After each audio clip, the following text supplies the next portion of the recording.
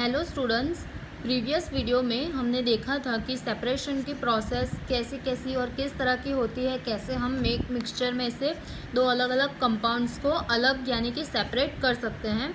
तो ये एक लास्ट वाली प्रोसेस है सेपरेशन की। How can we obtain pure copper sulphate from an impure sample, यानी कि किसी भी इम्प्योर सैंपल में से हम प्योर सब्सटेंस को कैसे निकाल सकते हैं। यहाँ पर हमको एग्जांपल दिया गया है कॉपर सल्फेट का। ठीक है, एक इम्प्योर सैंपल होता है जिसमें प्योर कॉपर सल्फेट को हमें अलग करना होता है इम्प्योर सैंपल में से। ठीक है, तो इसके लिए एक एक्टिविटी है, take some approximately 5 gram impure sample of copper sulphate in a china dish. China dish यानी कि एक मिट्टी के बर्तन में आप लोगों को एक इम्प्योर सैंपल लेना है कॉपर सल्फेट का। कितना लेना है? अप्रोक्सीमेटली 5 ग्राम्स जितना कॉपर सल्फेट का इम्प्योर मिक्सचर आपको लेना है। फिर क्या करना है? Dissolve it in minimum amount of water, यानी कि उसमें सिर्फ थोड़ी सी अमाउंट में उसको पानी डालना है और उसको डिजोल्व करना है, घोलना है। ठीक है, फिल्टर द इम्प्योरिटीज आउट, यानी कि फिर क्या करना है, वो जो आपको पूरा इम्प्योर सैंपल होगा जिसको आपने डिजोल्व किया है पानी में, तो उसको फिल्टर करना होगा। Evaporate water from the copper sulphate solution so as to get a saturated solution, यानी कि जो फिल्टर आप लोगों को मिला था उसको क्या करना है? गर्म करना है और क्या करना है? इवापोरेट हो जाएगा पानी जो आप लोगों ने डाइल्यूट किया था, वो सारा पानी क्या हो जाएगा? इवापोरेट हो जाएगा। और आपको फिर क्या मिलेगा? एक गाढ़ा सैंपल मिलेगा जिसे हम बोलेंगे saturated solution. Cover the solution with a filter paper and leave it undisturb at room temperature to cool slowly for a day, यानी कि एक दिन के लिए उस आपको जो सैचुरेटेड सॉल्यूशन मिला है उसको एक दिन के लिए आपको रूम टेम्परेचर पर छुए बगैर रख देना है, अनडिस्टर्ब रख देना है।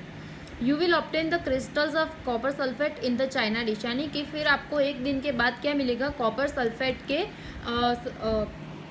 क्रिस्टल्स मिलेंगे। Okay, this process is called crystallisation. तो इस पूरी प्रोसेस को हम क्या बोलेंगे? क्रिस्टलाइजेशन की प्रोसेस, जिसमें क्या होता है, हमें इम्प्योर सॉल्यूशन में से प्योर सब्सटेंस के क्रिस्टल्स मिलते हैं। ठीक है, यहाँ पे हमने एग्जांपल लिया था कॉपर सल्फेट का। The crystallisation method is use to purify solids, यानी कि सिर्फ सॉलिड्स को प्यूरीफाई करने के लिए, क्लीन करने के लिए क्रिस्टलाइजेशन मेथड यूज होती है। For example, the salt we get from sea water can have many impurities in it, यानी कि हमें समुद्र में से जो भी नमक मिलता है, सॉल्ट मिलता है, उसमें कई सारी इम्प्योरिटीज होती है। To remove these impurities the process of crystallisation is used, यानी कि इन इम्प्योरिटीज को दूर करने के लिए क्रिस्टलाइजेशन की प्रोसेस होती है। Crystallization is a process that separates a pure solid in the form of its crystal from a solution. Crystallization की मेथड कैसे होती है? सेपरेट क्या करती है crystallization? Pure solid in the form of its crystals from a solution, एक solution में से प्योर सब्सटेंस का सॉलिड फॉर्म मिलता है हमें क्रिस्टलाइजेशन की प्रोसेस से। ठीक है, crystallization technique is better than simple evaporation, यानी कि सिंपल इवापोरेशन जो होता है जिसमें हम सिर्फ सब्सटेंस को गर्म करते हैं, उससे कई ज़्यादा बेहतर होती है क्रिस्टलाइजेशन की प्रोसेस, क्योंकि इसमें हमें ज़्यादा मात्रा में प्योर सब्सटेंस मिलता है। सम सॉलिड्स डिकम्पोज और सम लाइक शुगर में get shed on heating to dryness. Some impurities may remain dissolved in the solution even after filtration.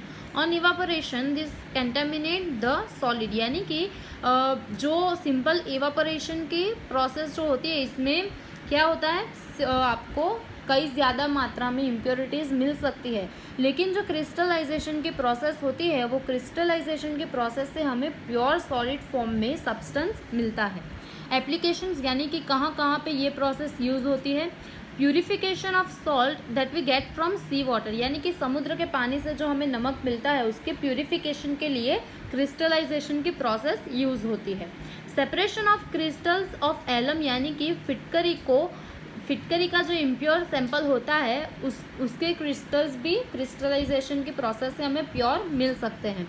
Thus, by choosing one of the above methods according to the nature of components of a mixture, यानी कि mixture में से हमें कोई अगर pure components को अलग करना होता है तो ये सारी सेपरेशन की प्रोसेस जो है वो यूज़ हो सकती है। हमने आगे पढ़ा था सारी की सारी सेपरेशन की प्रोसेसेस, ठीक है।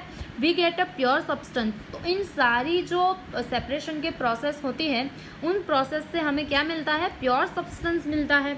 With advancement in technology many more methods of separation techniques have been devised, यानी कि ऐसी कई सारी और मेथड्स होती है सेपरेशन की, क्योंकि नई नई टेक्नोलॉजीज जो है वो दिन ब दिन बढ़ती जा रही है। In cities drinking water is supplied from water works. A flow diagram of a typical water works is shown figure 2.13. From this figure, write down the process involved the get supply of drinking water to your home. The water works and discuss it in your class. यानी कि अब हम आगे हमारा जो topic है वो ये है कि हमारे घरों में जो पीने का पानी आता है वो कैसे प्योर होकर आता है। ये बहुत ही ज़्यादा इम्पोर्टेंट क्वेश्चन है, तो आप ध्यान से देखना और फिर एक बार रिवाइज कर लेना अपनी बुक में से, ठीक है। आपको यहाँ पे एक डायग्राम दिखाया गया है, वो हम पहले समझेंगे, ओके। तो ये है रिजर्वॉयर, यानी कि जो नदी या फिर कहीं से भी हम पानी पीने का जो हमें दिया जाता है हमारे घरों में, वो पहला कहाँ जाता है, रिजर्वॉयर में जाता है। रिजर्वॉयर से फिर पानी कहाँ पे जाएगा, सेडिमेंटेशन टैंक, ओके। तो सेडिमेंटेशन टैंक में क्या होगा, to allow solids to settle, यानी कि ये इस पानी में जो भी सॉलिड्स इम्प्योरिटीज़ होगी जैसे कि कंकड़ है, मिट्टी है, तो वो सारी इस सेडिमेंट टैंक में क्या हो जाएगी, नीचे यहाँ पर बैठ जाएगी, ओके। और बाकी का जो ऊपर पानी है वो यहाँ से होते हुए फिर जाएगा लोडिंग टैंक में, ठीक है। लोडिंग टैंक में कौन सा काम होता है, to sediment the suspended impurities, okay. तो बाकी की जो इम्प्योरिटीज़ होती है जो यहाँ के पानी में बाकी रह गई होती है वो यहाँ से क्लियर होगी, ठीक है। फिर पानी कहाँ पे जाएगा, फिल्टरेशन टैंक में। फिल्टरेशन टैंक आपको नाम से ही समझ में आ जाएगा कि फिल्टर होता है फिल्टरेशन टैंक में पानी, ठीक है। और यहाँ से होता हुआ पानी लास्ट में जाएगा क्लोरीनेशन टैंक में, और वहाँ पे क्या होगा, आपके पानी में क्लोरीन मिलाया जाएगा। और क्लोरीन क्या काम करता है, बैक्टीरिया को मारने का काम करता है। यहाँ पे लिखा गया है कि क्लोरीनेशन टू किल बैक्टीरिया, और फिर यहाँ से होकर आपके घरों में पानी पहुँचता है। तो ये पूरी डायग्राम को आपको याद कर लेना है। पहले रिजर्वायर था, फिर आई सेडिमेंटेशन टैंक, फिर आई लोडिंग टैंक। लोडिंग टैंक के बाद होती है फिल्टरेशन टैंक, और फिल्टरेशन टैंक के बाद आखिर में जो होता है वो क्लोरीनेशन होता है, जो बैक्टीरिया को मारने के लिए यूज़ होता है। और फिर जो आता है हमारे घरों में क्लियर पानी जिसे हम पी सकते हैं, वो आता है हमारे घरों में, ठीक है। ये बहुत ही इंपॉर्टेंट क्वेश्चन है, आपको ये डायग्राम याद कर लेनी है, ठीक है। अब नेक्स्ट हमारा जो टॉपिक है वो ये है कि फिजिकल एंड केमिकल चेंजेस, यानी कि किसी भी मैटर में या किसी भी सब्सटेंस में फिजिकल या केमिकल चेंजेस कैसे होते हैं। In the previous chapter, we have learned about a few physical properties of matter, यानी कि हमने मैटर की फिजिकल प्रॉपर्टीज़ को डिस्कस किया था अपने आगे वाले चैप्टर में। The properties that can be observed and specified like color, hardness, rigidity, fluidity, density, melting point, boiling point, etc. अब फिजिकल प्रॉपर्टीज़ किस किस तरह की होती है, तो आप लोगों को पता है कि फिजिकल प्रॉपर्टीज़ में उस सब्सटेंस का कलर शामिल होता है, हार्डनेस यानी कि वो कितना हार्ड होता है, उसकी फ्लूइडिटी, वो उसकी डेंसिटी, फिर उसका जो मेल्टिंग पॉइंट आता है, बॉइलिंग पॉइंट आता है। तो ये सारी प्रॉपर्टीज़ जो है वो फिजिकल प्रॉपर्टीज़ हो जाती है। The interconversation of state is physical change because these changes occur without a change in composition and no change in chemical nature of the substance, यानी कि जैसे कि कोई एक सब्सटेंस आप लेते हैं और फिर उसका जो फिजिकल चेंज होता है तो उसमें केमिकल चेंज नहीं हो सकता, okay. There is no change in chemical nature. Although आपको यहाँ पे एग्जाम्पल के ज़रिए समझाया गया है कि कैसे ये फिजिकल और केमिकल चेंजेस होता है। Ice, water and water vapour all look different and display different physical properties but they are chemically the same, यानी कि पानी, बर्फ और वाटर वेपर जो होती है वो दिखने में कैसी होती है, अलग अलग होती है। उसकी फिजिकल प्रॉपर्टीज़ कैसी होती है, अलग अलग होती है। कैसे अलग होती है, तो देखिए ये आइस जो होता है, बर्फ जो होता है वो सॉलिड फॉर्म में होता है, पानी जो होता है वो लिक्विड फॉर्म में होता है और वाटर वेपर जो होती है वो गैशियस फॉर्म में होती है। तो आप ऐसा बोल सकते हो कि उसकी फिजिकल प्रॉपर्टीज जो होती है वो अलग अलग होती है, क्योंकि एक सॉलिड है, एक लिक्विड है और एक क्या है, गैशियस फॉर्म में है। लेकिन उन सबकी केमिकल प्रॉपर्टीज जो है वो तो सेम ही रहेगी। क्यों? क्योंकि पानी से ही बर्फ़ बनता है और वाटर वेपर भी पानी से ही बनती है, तो उसकी केमिकल चेंजेस क्या, केमिकल नेचर क्या हुआ, सेम ही हुआ। ठीक है। Both water and cooking oil are liquid. अब दूसरा एग्जाम्पल आपको दिया गया है किसका, वाटर एंड कुकिंग ऑयल का। ठीक है।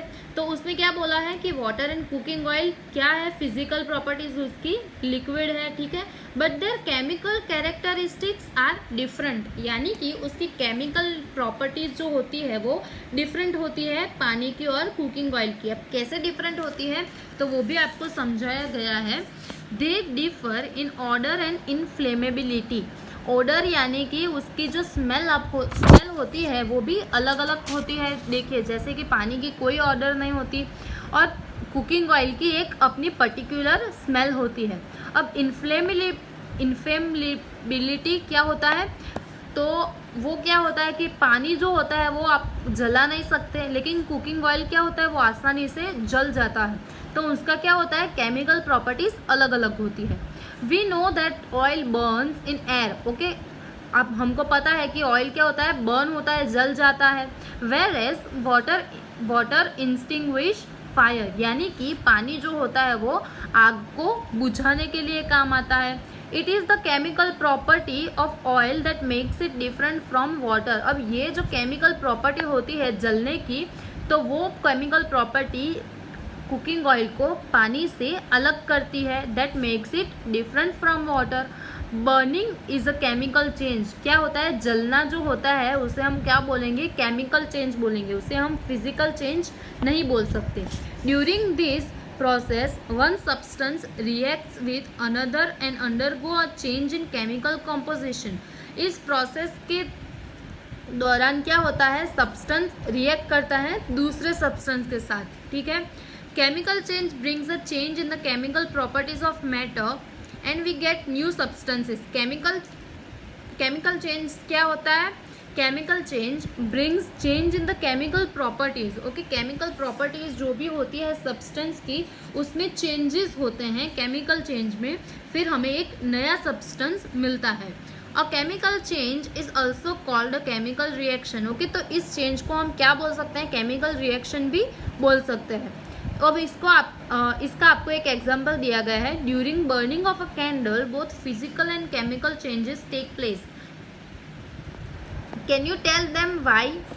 तो एक कैंडल होती है, अगर वो जलती है तो उसमें यहाँ पे क्या बोला गया है, physical and chemical changes take place, यानी कि बर्निंग कैंडल में फिजिकल चेंज भी होता है, केमिकल चेंज भी होता है। कैसे होता है, तो देखिए, कैंडल जो होती है वो सॉलिड फॉर्म में होती है, तो वो फिजिकल चेंज हुआ क्योंकि वो सॉलिड में से लिक्विड बनती है।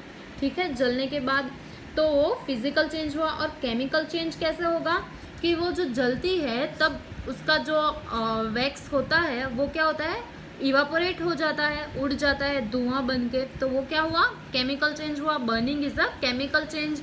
ठीक है, तो क्या हुआ, during burning of a candle physical change भी होता है और केमिकल चेंज भी होता है।